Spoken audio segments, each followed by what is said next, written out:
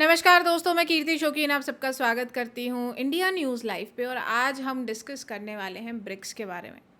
तो भाई, हाल ही में ब्रिक्स की एक इमरजेंसी मीटिंग बुलाई गई। अब ये मीटिंग किस बारे में थी, हमारी तरफ से यानी भारत की तरफ से कौन से लीडर ने और क्यों पर्टिकुलरली उसी लीडर ने इस मीटिंग को अटेंड किया, क्या क्या इसके आउटकम्स रहे, क्या क्या बड़ी स्टेटमेंट्स इस मीटिंग की तरफ से दी गई और कौन कौन से मैसेजेस पूरे वर्ल्ड को ब्रिक्स ने दिए इस मीटिंग के थ्रू। आज हम यही सब डिस्कस करने वाले हैं। अगर आपको आज की वीडियो पसंद आए तो लाइक शेयर सब्सक्राइब करना ना भूलें। तो देखिए, ब्रिक्स समिट अभी 2025 की जो समिट हुई वो हुई ब्राज़ील में, और इसमें India's strategic role in shaping global south leadership recognise किया गया कि भाई, ग्लोबल साउथ की जब बात होती है, जब ऐसी कंट्रीज़ की बात होती है जो कुछ हद तक अंडर डेवलप्ड रह गई हैं या आर स्टिल डेवलपिंग, तो जब हम इन सारी कंट्रीज़ की बात करते हैं, ग्लोबल साउथ की बात करते हैं, तो उसमें जो लीडरशिप ले रहा है वो भाई भारत ही है।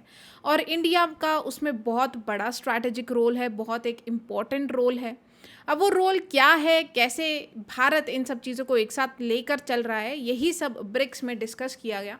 अब ब्रिक्स क्यों बनाया गया था, इसकी कौन कौन सी कंट्रीज़ हैं मेंबर कंट्रीज़, क्या क्या इसके फंक्शंस हैं, ये सब भी आज की वीडियो में हम डिस्कस करेंगे। लेकिन उससे पहले हम ये देखेंगे कि भाई, क्या क्या बड़ी स्टेटमेंट्स दे दी गई हैं ब्रिक्स के प्लेटफॉर्म से, और ऐसा क्या तमाचा खींच के मारा है वेस्टर्न कंट्रीज़ के मुंह पर एक लीडरशिप ने अपने वर्ड्स के थ्रू, वो हम देखते हैं। देखिए, need fair economic practices, Jaishankar takes jab at Trump tariffs during BRICS meet. तो हमारे फॉरेन मिनिस्टर श्री जयशंकर जी ने हमारे पीएम मोदी की तरफ से ये मीटिंग को अटेंड किया। पीएम मोदी जी ने कहा कि देखिए, we don't want to offend anybody, तो हम इतना ज़्यादा क्लोज टाइज अभी किसी की तरफ नहीं दिखाएंगे, विल स्टे न्यूट्रल। लेकिन हमारी बजाय हमारे जो नेक्स्ट टॉप मिनिस्टर हैं, जो इतने ज़्यादा भाई लेज़र आइड मैन, उनको हम आपके पास भेजेंगे and he will put everybody in their particular place. और ऐसा ही जयशंकर जी ने अपनी स्टेटमेंट्स से किया भी। तो जयशंकर जी ने जब स्टेटमेंट्स दी, जब ब्रिक्स प्लेटफॉर्म पे उनकी बात आई, उनको अपनी बात रखने का मौका मिला, तो उन्होंने सीधा कहा कि देखिए, अगर आप ट्रेड प्रैक्टिसेस को फेयर चाहते हैं, अनबायस्ड चाहते हैं, अगर आप चाहते हैं कि सारी ट्रेड प्रैक्टिसेस सबके लिए इक्वल होनी चाहिए, तो ये जो दादागिरी है ना, इसको कम करना पड़ेगा। This is not how it is going to work with India और विद ब्रिक्स। फिर उसके बाद बात ये उठी कि मोदी जी ने ब्रिक्स वर्चुअल समिट को क्यों स्किप कर दिया, उनकी जगह जयशंकर जी ने क्यों अटेंड किया। तो ये साफ तौर पर नज़र आ रहा है कि भाई, हम किसी को ऑफेंड नहीं करना चाह रहे। हम नहीं चाहते कि एक पर्टिकुलर जगह जब हम एससीओ अटेंड कर रहे हैं, हम अपने टाइज भाई वांगी भारत में आए और दिखाए कि इंडिया और चाइना के टाइज बेटर हो सकते हैं if you will push us to.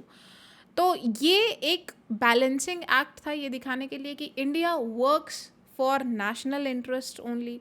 हम ना किसी को ऑफेंड करना चाहते हैं, हम ना किसी को डिफेंड करना चाहते हैं। भाई, जो भारत के लिए ज़रूरी होगा हम सिर्फ उतना काम करेंगे, और वो काम करने में भारत को कोई नहीं रोकेगा। तो Jaishankar calls for fair beneficial trade policy and without naming Trump at BRICS summit, EAM external affair minister says creating difficulties in trade harms all.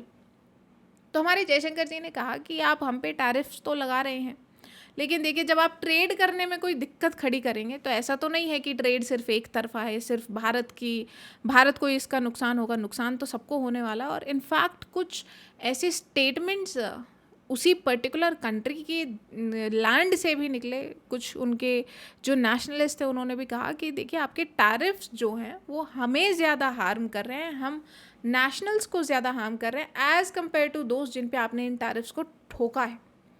तो सोचिए कि मतलब आपने खाया पिया कुछ नहीं और ग्लास तोड़ा 12 आना। This is what happened with USA. और फिर जब जयशंकर जी ने पूरी बात खुलकर रखी दी, तो देखिए उन्होंने क्या कहा। Jaishankar said in the meeting today the focus is on stabilising the international economy and the world order. He added the international trading system is based on the foundational principles of open, fair, transparent, non-discriminatory, inclusive, equitable, and a rules-based approach. तो मतलब all and all उन्होंने एक statement में सारा जो अभी कर्मकांड चल रहा है उसको समराइज़ किया और कहा कि देखो, अगर आपको लगता है कि आज आपका टैरिफ लगाने का मन है तो आपने टैरिफ लगा दिया, कल आपका मन होगा, आपका सुबह मूड अच्छा है, आपने कुछ मीठा खाया है, डोपामिन सर्ज है, तो आपने सोचा कि आज हम ये इनको वेवर दे देते हैं, और फिर परसों फिर से आपका मूड ख़राब हुआ, बीवी से लताड़ पड़ी है, तो आपने सोचा कि फिर से इन पे टैरिफ लगाते हैं। This is how your mood works, this is not how trade works. उन्होंने कहा कि आपका ऐसा मूड चल सकता है, लेकिन ऐसे ट्रेड किसी कंट्री के साथ नहीं चल सकता। ट्रेड को रूल बेस्ड होना पड़ेगा, ओपन होना पड़ेगा, इंक्लूसिव भी होना पड़ेगा। इसमें जो आपकी ज़िद है कि भाई हमारे दोस्ती जिनके साथ है उनके किसी और के साथ दोस्ती नहीं होनी चाहिए, ये जो जलन है, ये जो पोसेसिवनेस है, इसको आपको कम करना पड़ेगा if you want the international trade to work. Differential treatment for developing countries is not going to work. India strongly believes that this should be protected and nurtured. The foreign minister made the comments without direct mentioning Trump or the US. तो भाई इस चीज़ के लिए तो हमारे ये जो जयशंकर जी हैं, हमारे EAM एक्सटर्नल अफेयर मिनिस्टर्स हैं, ये जाने ही जाते हैं कि तीर मारते भी हैं और पता भी नहीं चलता कि कहाँ लगा है, किसको लगा है. US will refund about half the tariffs if what Team Trump said. Last week, Trump asked the Supreme Court to swiftly overturn a lower court decision that found many of his sweeping tariffs illegal. तो अब देखिए, ये समझने के लिए हमें जानना पड़ेगा कि एक्चुअली अमेरिका में क्या हो रहा है, यूएसए में क्या हो रहा है. तो यूएसए में हुआ ये कि कुछ लोगों ने कहना शुरू किया कि आपने देखिए मूडी होकर ये टैरिफ्स ठोक दिए हैं, आपने एक पर्सनल वेंडेटा को कंप्लीट करने के लिए, को पूरा करने के लिए, अचीव करने के लिए आपने टैरिफ्स भारत पे लगा दिए, लेकिन उससे नुकसान अमेरिकन्स को ही हो रहा है. इनफैक्ट अभी सामने भी ये बात आई जब एक इंटरव्यू हुआ एक किसी बड़ी पर्सनालिटी का, एक बड़े स्पोक्स पर्सन का, तो उन्होंने कहा कि 80% of Americans are paying the increased tariffs amount. और उसके बाद जब उनसे पूछा गया तो आपको लगता है कि भाई ये टैरिफ मतलब 80% अमेरिकन्स को देनी पड़ रही है, तो इसका मतलब ये अमेरिका को ज़्यादा इफेक्ट कर रही है. तो ही ब्लंटली सेड नो. मतलब भाई दोगलेपंती की भी हद होती है, हिपोक्रेसी की सीमा होती है. This is what USA nationals are saying. और फिर उसके बाद लोअर कोर्ट्स में ये डिसीजंस लिया गया. जब केस चला तो लोअर कोर्ट ने कहा कि देखो, ये टैरिफ्स खुद हमें ही हार्म कर रही है and we need to reduce it, और at least we need to contain it. फिर उसके बाद ये बात अब ट्रंप सरकार को पसंद नहीं आई, तो उन्होंने डायरेक्ट कहा कि यार हम नहीं मानते लोअर कोर्ट्स के डिसीजन को, और सुप्रीम कोर्ट को भी समझा दिया कि आपको भी ये लोअर कोर्ट के डिसीजंस नहीं मानने हैं. अब इससे ये जो टसल चल रहा था अमेरिका में ऑलरेडी कि भाई आप इतना ज़्यादा परेशान कर रहे हैं, अपनी ज़िद की वजह से आप सारे नेशनल्स को परेशान कर रहे हैं, आप भारत को परेशान कर रहे हैं, आप जितने भी, कहीं आप वेनेजुएला पर अटैक कर रहे हैं, कहीं आप अपने जितने भी एलाइज हैं उन सबसे बनाकर नहीं रखना चाहते हैं. तो व्हाट इज़ हैपनिंग. और इसी के चलते ये सब रिपोर्ट्स बाहर आने लगी कि there are 8 ways that Trump's turbulence tax is costing their particular economy. मतलब हमारे तो वो क्या ही करेंगे, बट उनका खुद का इकोनॉमी इतना हार्म हो रहा है. भाई दूसरा का घर जलाते जलाते वो माचिस की तिल्ली कभी अपने हाथ पे भी लग जाती है. Potential Trump tariff refund bill could top $1 trillion as Supreme Court fight looms. तो उन्होंने कहा कि देखो, 1 ट्रिलियन हो चाहे 1000 ट्रिलियन हो, डजेंट मैटर, ट्रंप ने कहा तो मानना पड़ेगा. इतने फ्लक्चुएशंस, आप ये जो ग्राफ देख रहे हैं, इतनी फ्लक्चुएशंस ये अमेरिकन इकोनॉमी में दिखाई दी. The Trump administration tariff roller coaster. ये टैरिफ लगाने के बाद इतनी ज़्यादा फ्लक्चुएशंस उनकी इकोनॉमी में चल रही हैं, लेकिन हमारे दादा ट्रंप हैं कि ये मान ही नहीं रहे हैं. इनको लगता है कि हमारी ज़िद इज़ मोर इम्पॉर्टेंट. और इन्हीं सब चीज़ों को लेकर डिस्कशन ब्रिक्स की इमरजेंसी मीटिंग में हुआ, क्योंकि ब्रिक्स को जब बनाया गया तो इन्हीं सब चीज़ों को मद्देनज़र रखते हुए बनाया गया था कि हम ट्रेड डिस्कस करेंगे, भाई हम इकोनॉमी डिस्कस करेंगे, हम प्रैक्टिसेस डिस्कस करेंगे. Now coming to the BRICS की ब्रिक्स है क्या, कौन कौन सी इसमें कंट्रीज़ हैं. तो 2025 में आप देख सकते हैं इन कंट्रीज़ ने पार्टिसिपेट किया. ये जो हमारे एक्स्ट्रा मेंबर्स होते हैं या एक्स्ट्रा पार्टिसिपेंट्स होते हैं, किसी किसी को बुलाया जाता है गेस्ट के तौर पे, कोई हमारे ऑब्जर्वर पार्टिसिपेंट्स होते हैं, Belarus, Bolivia, Cuba, Indonesia, Uganda, Uzbekistan. आप देखिए मतलब ऑलमोस्ट हर कॉन्टिनेंट से हमने कंट्री उठाई हुई है who are observing BRICS. But originally बात की जाए तो ओरिजिनली ब्रिक्स को 5 कंट्रीज़ ने बनाया, Russia, China, India and Brazil. और ये इनिशियली ब्रिक था. Now you can see Brazil से B, इंडिया से I, चाइना से C एंड रशिया से R. So it made it BRIC. लेकिन फिर उसके बाद 2010 में हमने साउथ अफ्रीका को भी इसमें ऐड कर लिया और ये टोटल बनकर तैयार हुआ ब्रिक्स। आइडिया की बात की जाए तो सबसे पहले ये कॉइन किया था इकोनॉमिस्ट है एक जिम ओ'नील ने। उन्होंने इसको as an alternative term, alternative organization ये कॉइन किया था इस टर्म को कि भाई ये 4 कंट्रीज उभरती हुई इकोनॉमीज़ हैं, इनको मिलकर बनाना चाहिए एक ऐसी ऑर्गेनाइजेशन जो अपने आसपास के देशों में या भाई जो वर्ल्ड बैंक आईएमएफ के अलावा पैसा दे सकते हैं लोगों को डेवलप करने के लिए, कंट्रीज़ को डेवलप करने के लिए, जिनके साथ बायसनेस हो रही है उनको प्रॉपर पैसा देने के लिए। Since then the group has held annual summits to discuss economic cooperation, trade and reforms in global governance systems. तो अब आप समझ गए होंगे कि जब ये टैरिफ्स का इतना सारा ड्रामा चल रहा है तब ये पर्टिकुलरली इम्पॉर्टेंट क्यों हो जाता है। ब्रिक्स की इमरजेंसी समिट बुलाई गई है जो अब ये 2008 में एक फाइनेंशियल क्राइसिस हुआ था, उसके बाद इसका रेलेवेंस और भी ज़्यादा बढ़ गया क्योंकि इन्होंने कहा कि भाई यार आप कुछ अपने ऑब्जेक्टिव्स बनाइए, आप कुछ अपने विजन्स बनाइए, कुछ ऑर्गेनाइजेशंस बनाकर तैयार कीजिए। ऐसे ऑर्गेनाइजेशंस, ऐसे आपके कंपोनेंट्स होने चाहिए जो लोगों को, बाकी कंट्रीज़ को हेल्प कर सके when they are being denied by the western countries.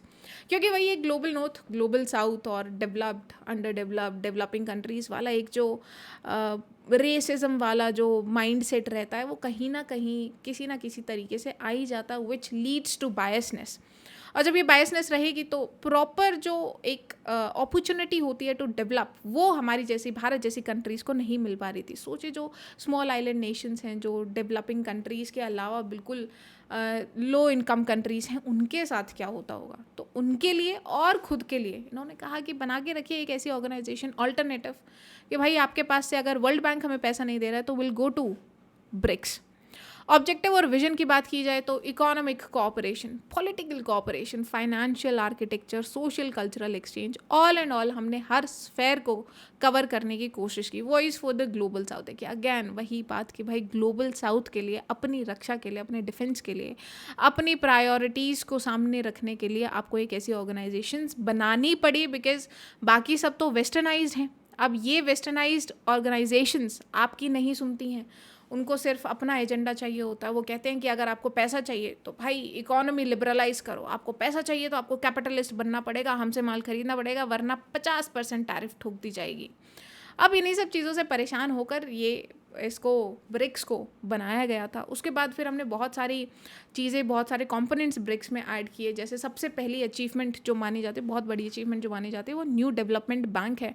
World bank की तरह न्यू डेवलपमेंट बैंक लोन्स देता है, फोकस करता है इंफ्रास्ट्रक्चर पे, सस्टेनेबल प्रोजेक्ट्स पे। 100 बिलियन का इसका कैपिटल है। Funding renewable energy projects in India, then transport projects in South Africa. इसको लॉन्च किया गया था 2014 में और इसका हेडक्वार्टर है शंघाई में। फिर उसके बाद हमारे पास आता है कंटिंजेंट रिजर्व अरेंजमेंट, ये एक दूसरा कंपोनेंट है ब्रिक्स का ही।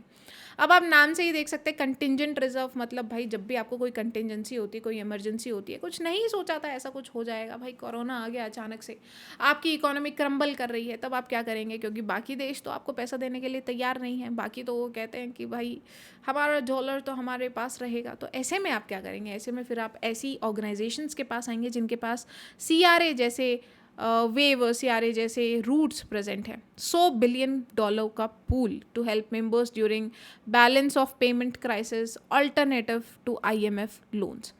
ट्रेड एक्सपेंशन की बात की जाए तो इंट्रा ब्रिक्स ट्रेड चलता है, वो इंक्रीज़ बहुत हुआ है। चाइना ऑब्वियसली हर जगह मेजर ड्राइवर रहता है और ब्राज़ील भी बहुत इम्पॉर्टेंट एक पार्टनर है, specially when it comes to agri exports. हम सब जानते हैं कि भाई चीनी का जो सबसे ज़्यादा प्रोडक्शन है, एक्सपोर्ट है, वो ब्राज़ील कर रहा है। रशिया में एनर्जी, इंडिया में आईटी और फार्मा, साउथ अफ्रीका में मिनरल्स, मतलब ऑल एंड ऑल भाई जो जो जिस जिस चीज़ की ज़रूरत होती है कुछ एक बड़ा प्रोडक्ट बनाने के लिए, वो सारी कंट्रीज़ हमने मिलकर एक ब्रिक्स को बनाकर तैयार किया, उन सारी कंट्रीज़ को मिलाकर।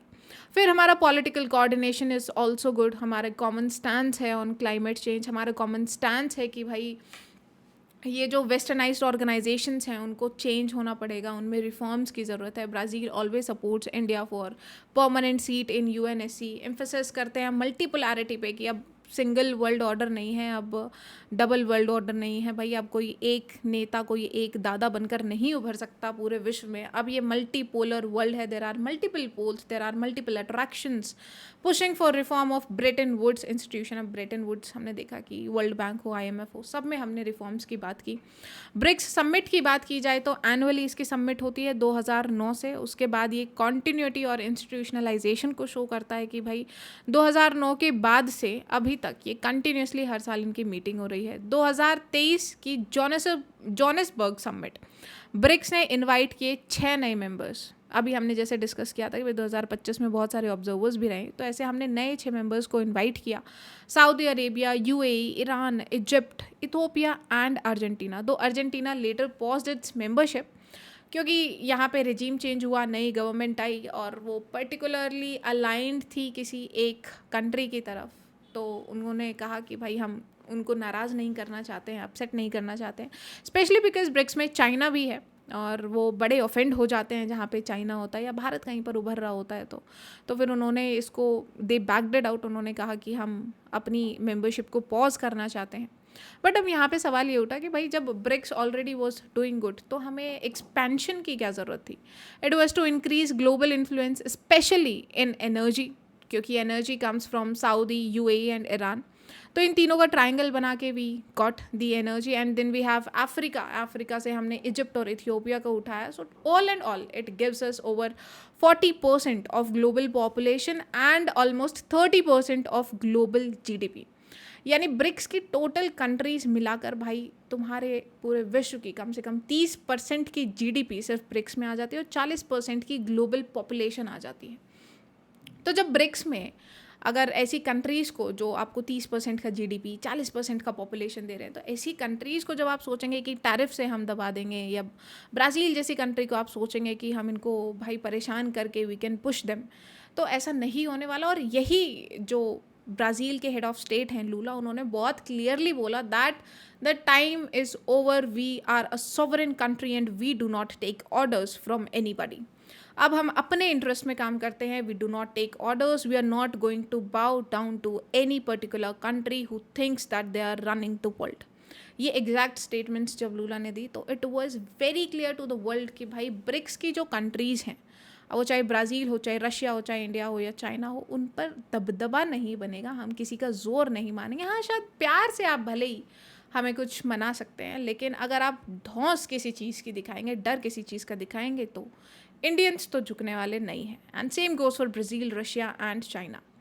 आज की वीडियो में इतना ही। अगर आपको आज की वीडियो पसंद आई हो तो लाइक, शेयर, सब्सक्राइब करना ना भूलें। जय हिंद, जय भारत।